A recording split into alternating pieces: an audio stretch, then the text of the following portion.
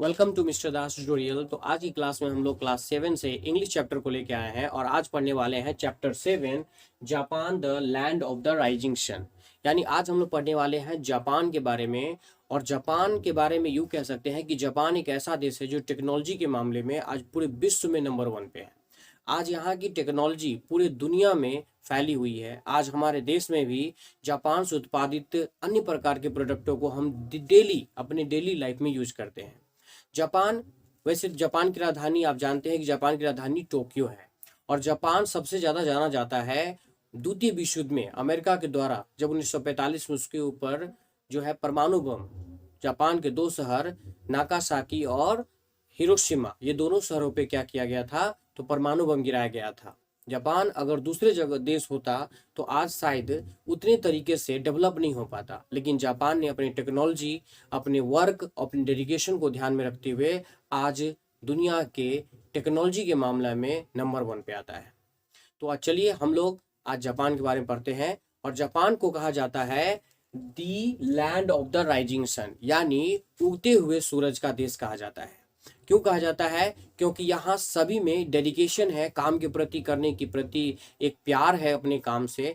तो चलिए हम इस चैप्टर के माध्यम से जानते हैं कि क्या है। चैप्टर में है Japan the land of the rising sun. वार में दिया हुआ है कि do you like travel? Yes obviously we all love travel because of, हम लोग भी एक जगह से दूसरी जगह जाते हैं, घूमते हैं और इंजॉय करते हैं अलग अलग जगह को। आप अमेरिका जाना, जापान जाना, फ्रांस जाना जाएंगे। But if you go to Japan, there people are very lovable, they all kind to each other, यानी वे हमेशा एक दूसरे को प्यार से बात करते हैं। तो that's very nice place is there as we have heard about that.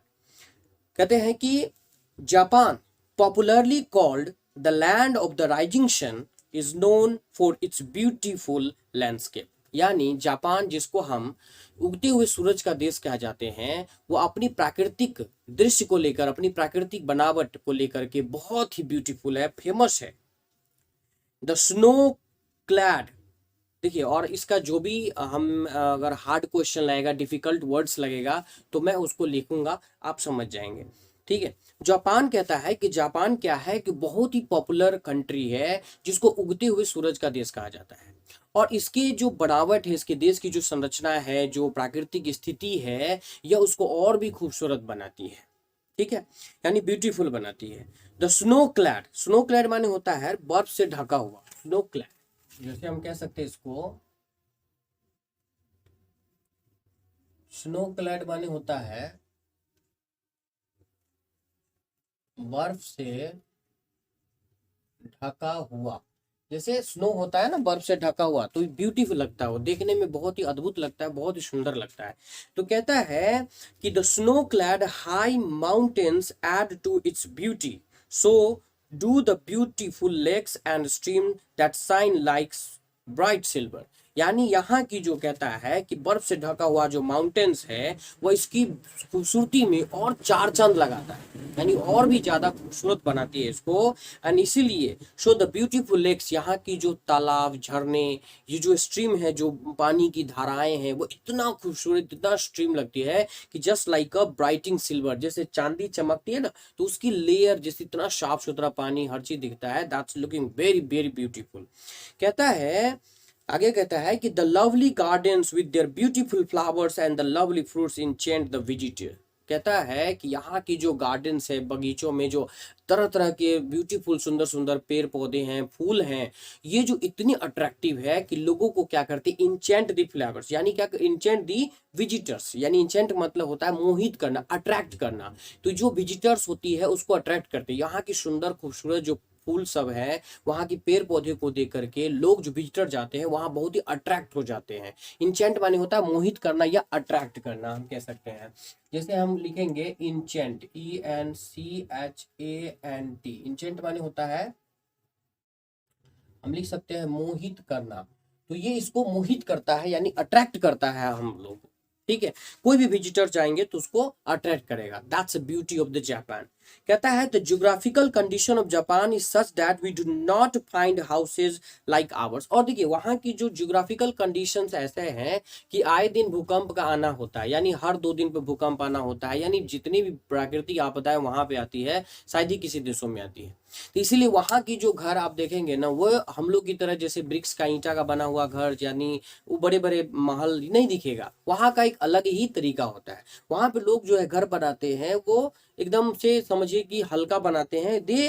The Japanese do not build houses of bricks और stones, they build wooden houses with walls made of strong thick paper. वे क्या बनाते हैं, लकड़ी का घर बनाते हैं और दीवार को जो पेपर से, पतले पतले पेपर से बनाते हैं। वहीं वो लोग कुछ जो है सम पेयर्स ऑफ क्या बोलते हैं, ग्लास यूज करते हैं ताकि वो विंडो का उपयोग करता है। ठीक है, यानी बहुत ही हल्का। Even they because of every day most of the day in a you can say that in a month 5 to 10 times, or even you can say every day in a it means once or twice you can say that earthquake there is shake is coming like that। कह सकते हैं कि भूकंप के झटके उसको देखने को फील करने को मिलता है। तो इस तरह की अगर वहां पे रहेगी, ब्रिक्स का घर बनेगा तो वो गिरने का चांस ज्यादा रहेगा। इसलिए उन्होंने अपनी टेक्नोलॉजी डेवलप किया है और वो लकड़ी का घर बनाते हैं और वहीं पे क्या करते हैं, और दीवार जो है पेपर से, मोटे मोटे पेपर जो होते हैं उससे बना लेते हैं। वहीं कुछ ग्लास लगा लेते हैं ताकि विंडो इस सब का काम कर लेता है। यानी इस तरह से वो घर बनाते हैं। वे लोग जो है पत्थर का या ब्रिक्स का ये सब लगा करके घर नहीं बनाते। They use 3 or 4 square pieces of glass which serve the windows how strange. कहता हाँ कितना अद्भुत है, यानी कितना अद्भुत है ये उनका घर जो है, कितना यूनिक होता है। क्योंकि उन लोग के घर में क्या होता है, तो कुछ ऐसे ग्लास, स्क्वायर ग्लास लगा देते हैं ताकि उसका विंडो का काम कर जाता है। यानी बहुत ही यूनिक, बहुत ही स्ट्रेंज, बहुत ही अद्भुत उनका घर होता है। कहता है with regards to cooking, the Japanese do not burn fires their rooms. They use stoves for cooking, so it is hard to see smoke in the Japanese house. It's a very beautiful। अगर आज Japan को हम साफ सुथरा और clean कह सकते हैं, इसमें कोई डाउट नहीं है। क्योंकि पता है कि वहाँ पे हम लोग क्या करते हैं कि we are just using like different types of woods we are burning to cook food. यानी हम लोग अलग अलग तरह का चीज यूज करते हैं ताकि स्मोक जो है हमारे घर में धुआं ज्यादा मात्रा में देखने को मिलती है। लेकिन वे लोग क्या करते हैं, वे लोग लकड़ियों को घर के अंदर नहीं जलाते। खाना बनाने के लिए वे लोग कभी भी इस तरह की चीज नहीं करते। वे क्या करते हैं, स्टोव यूज करते हैं और गैस यूज करते हैं ताकि उससे धुआं नहीं के बराबर निकलती है। जिससे क्या होता है, उसके घर में कहीं भी धुआं या काला या कुछ इस तरह की देखने को नहीं मिलेगी। दूसरा नंबर है क्योंकि लकड़ी का बना होता है, अगर वो इस तरह का यूज भी करेगा तो हो सकता है देर में भी वो आग लग सकती है या पूरा काला काला पैचेस दिखेगा। तो इसके लिए भी वो लोग ऐसा नहीं करता है और साफ सुथरा पे ज्यादा ध्यान देते हैं। कहता है the Japanese are fond of eating rice and fish. Japanese को सबसे ज्यादा क्या पसंद है, राइस और फिश, यानी चावल और मछली उसको बहुत ज्यादा पसंद है। They are also very fond of tea but their tea has neither milk nor sugar in it. यानी उन लोगों को चाय पीना भी बहुत पसंद है, लेकिन यूनिक बात यह है कि हम लोग के चाय में क्या होता है, दूध होता है, चीनी होता है। लेकिन उन लोग के चाय में ना ही दूध मिलेगा और ना ही चीनी मिलेगा। There they make some like green tea type something, बोलते हैं ना कि उस तरह की चाय को पीना है जो हेल्पफुल होता है। यानी वे हेल्थ के प्रति कभी भी कंप्रोमाइज नहीं करते। जिस तरह से they are never going to be careless, यानी वो केयरलेस नहीं होता हेल्थ के प्रति। हेल्थ के प्रति हमेशा सजग होना, हेल्थ के प्रति हमेशा वो सोचते रहता है कि हमें क्या करना चाहिए ताकि हमारा हेल्थ जो है प्रॉपर बना रहे। तो इस तरह की वो काम करते हैं। आगे है कि the Japanese are very fond to be the teas and Japanese are very fond of riding in a carriage which is light and small and drawn by a man, it is called a rickshaw. देखिए हम लोग क्या करते हैं, एक बहुत बड़ी unique चीज है। आज एयर पॉल्यूशन का सबसे बड़ा कारण ये है कि हम लोग वी आर यूजिंग लाइक एक छोटी सी दूरी तय करने के लिए भी हम लोग जो है ऑटो जैसे ऑटो यूज करते हैं या बाइक यूज करते हैं, विच इज स्मोक, जो प्रोड्यूस करता है, जिससे धुआं निकलती है और हमारे पॉल्यूशन जो है हमारे एयर को पॉल्यूट करती है। लेकिन वहां पे क्या करते हैं, वे राइडिंग करने के लिए, एक जगह से दूसरे जगह जाने के लिए वे क्या करती हैं, तो एक तरह से वही क्या यूज करते हैं, तो वे यूज करते हैं कैरेज, एक ढोने वाला सामान जो होते हैं, जैसे ना बैलगाड़ी या हॉर्स कार्ट कह सकते हैं, उस तरह से करते हैं। लेकिन वहां पे लोग, आदमी खींचता है उसको, तो वे इस तरह से क्या होता है कि स्मोक नहीं निकलती है, पॉल्यूशन नहीं होती है। तो ये इस तरह का वे लोग पॉपुलरली वो खींचते हैं। एक लोग जो है घोड़े की, जैसे हम लोग घोड़ा बनाते हैं उस तरह से आदमी रहता है, उसको खींचता रहता है and just 1 or 2 person used to sit there in that carriage. Similarly, they are fond of carrying in their hands fan। और आप hand fan made of straw. और एक चीज और है, जापानी लोगों को आप अक्सर देखिएगा एक पंखा, छोटा सा पंखा हाथ में रखे रहता है ऐसा कर, जो स्ट्रॉ का बना होता है, पुआल या इस कह सकते हैं हल्का सा चीजों का बना रहता है, ठीक है। तो वो हमेशा उसको रखता है वो अपने आप, ठीक है। Japanese are very particular about cleanliness. No one goes into the house with the shoes on.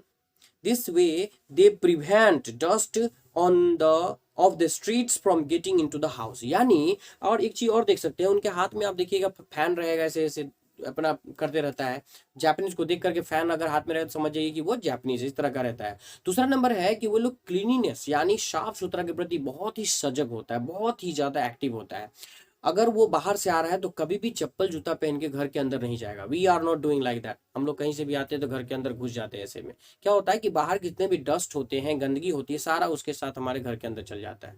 लेकिन जापान में लोग ऐसा नहीं करते। वे लोग क्या करते हैं, चप्पल जूता जो भी होता है उसको सब बाहर पहन रखते हैं, खोलते हैं, फिर आराम से वो घर के अंदर जाते हैं, ताकि जो भी डस्ट बाहर का आया, गंदगी आई, वो बाहर ही रह गया, घर के अंदर नहीं जा पाती। तो साफ सुथरा पे लोग बहुत ही ज्यादा ध्यान देते हैं।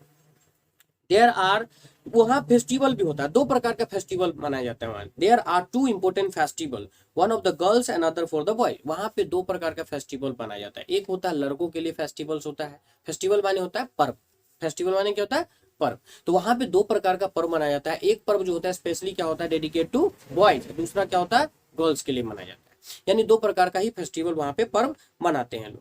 कहता है the feast of dolls. Feast of dolls का मतलब होता है, फीस्ट माने भोज जैसे हम कहते हैं, तो डॉल्स यानी डॉल माने गुड़िया, यानी गुड़ियों के साथ खेलने का होता है। तो गुड़िया उस दिन क्या होती है, which is celebrated on the 3rd March in holiday for girls. यानी 3 मार्च को, जब 3 मार्च के महीने का तीसरा जो मार्च होता है, 3rd March in a holiday, यानी हॉलीडे में, छुट्टी के दिन में क्या होता है, 3 मार्च को क्या करता है, तो 3 मार्च का मतलब होता है कि मार्च का जो तीसरे दिन होते हैं ना, 3rd मार्च, जैसे मार्च 1 2 3, 3rd मार्च को क्या करते हैं, तो गर्ल्स के लिए फेस्टिवल सेलिब्रेट करता है। उस दिन सारे लड़कियां, कम से कम वे सभी क्या करते हैं, तो डॉल्स के साथ they use to play on this day. Even the poorest girl also has some doll to play with them. The rejoice a lot of in the occasion. उस दिन क्या होता है, चाहे वो गरीब से गरीब लड़कियां क्यों न हो, तो उन लोगों को डॉल मिलता है और वे लोग डॉल के साथ, गुड़िया के साथ जो है खेलते हैं, रिजॉइस करते हैं, यानी खुशी मनाते उस दिन ओकेजन पे। ओकेजन माने होता है अवसर, occasion, OCASION,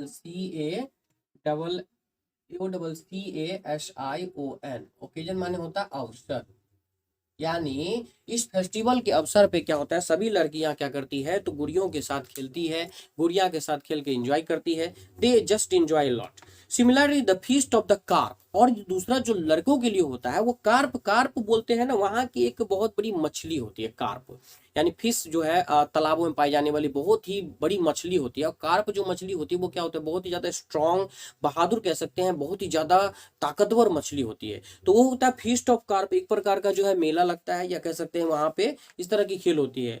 which falls in May in the day when the boy in Japan flies a kite which looks like a fish। यानी वे लोग क्या करते हैं, उस दिन क्या करते हैं, सारे लड़के जो हैं वो पतंग उड़ाते हैं। और कैसा पतंग होता है, हम लोग की तरह पतंग नहीं होता है। हम लोग पतंग जो उड़ाते हैं वो जस्ट लाइक इस तरह से होता है, हम लोग का पतंग इस तरह से होता है, लेकिन उन लोग का पतंग ऐसा नहीं होता है। उन लोग का पतंग जस्ट लाइक अ फिश की तरह होता है, बड़ा बड़ा सा जैसे स्कार्फ की तरह उन लोग को जो है वो फ्लाई करते हैं उन लोग जो है। और ये कब होता है, तो मई के महीने में यह होता है। उस दिन सभी लड़के जो होते हैं वो फ्लाई करता है, किसको, कार्प को। कार्प जैसे मछली की आकृति को उड़ाता है। The carp is very strong and brave fish. Carp जो है एक्चुअली क्या है, तो वहां पाई जाने वाली एक बहुत ही बहादुर कह सकते हैं, बहुत ही ज्यादा स्ट्रॉन्ग, बहुत ही ज्यादा पावरफुल जो है, स्ट्रॉन्ग जो है मछली होती है। एंड वाई डू जो है वहां के लड़के इसको क्यों मनाते हैं, क्योंकि they all wish they should be strong like a carp, क्योंकि वे चाहते हैं कि सभी जो उस मछली की तरह मजबूत स्ट्रॉन्ग बने। That's why they all use to do this kind of things. Hopes and goal brave and strong as the carp। यानी every boy in Japan hopes to grow up as brave as and strong as the carp। यानी उस इसीलिए क्योंकि वहां के लड़के जो है सभी चाहते हैं कि वह आगे बढ़े, ग्रो करे। उस चाहता है कैसे, कि वह कार्प की तरह स्ट्रॉन्ग और बहादुर बने। That's why they all used to celebrate this। New Year's Day is also greatly celebrated in Japan, नए साल को भी जापान में बहुत ही ज़्यादा इंजॉयफुल के साथ जो है लोग मनाते हैं, बहुत ही आनंद रूप में मनाते हैं। On this day they visit their friends and take present with them, यानी उस दिन क्या होते हैं, वे लोग अपने दोस्त के साथ जाते हैं, अपने पेरेंट्स के साथ यहाँ जाते हैं, अपने जो रिलेटिव के यहाँ जाते हैं, और दे ऑल क्या करते हैं, पेरेंट्स प्रेजेंट्स विद देम, और ये सभी एक दूसरे के साथ खुश होते हैं, एक दूसरे से तोहफा बांटते हैं, गिफ्ट लेते हैं। At night the light their houses and street with the paper lantern with the different colours and rejoice, जैसे हम लोग दिवाली में क्या करते हैं, रात के समय में दिए जलाते हैं, अपने जो है पूरे मार्केट को सजाते हैं, घर को सजाते हैं, है ना, लालटेन जलाते, वो क्या जो बनाते हैं ना, वो पेपर का लालटेन, उसको जलाते हैं, चारों तरफ जो है उजाला ही उजाला होता है, उस दिन उन लोग भी इस तरह से एंजॉय करते हैं। Children in Japan are very clean and neatly dressed, Japan में जो बच्चे होते हैं वो बहुत ही ज्यादा साफ सुथरा और नीट एंड क्लीन ड्रेस्ड होते हैं, यानी वेल ड्रेस्ड होता है, यानी साफ सुथरा पहनते हैं। They never spit in the room, spit माने होता है थूकना, यानी वे लोग रूम के अंदर कभी भी थूकते नहीं है। स्पीट माने क्या होता है, थूक, स्पीट माने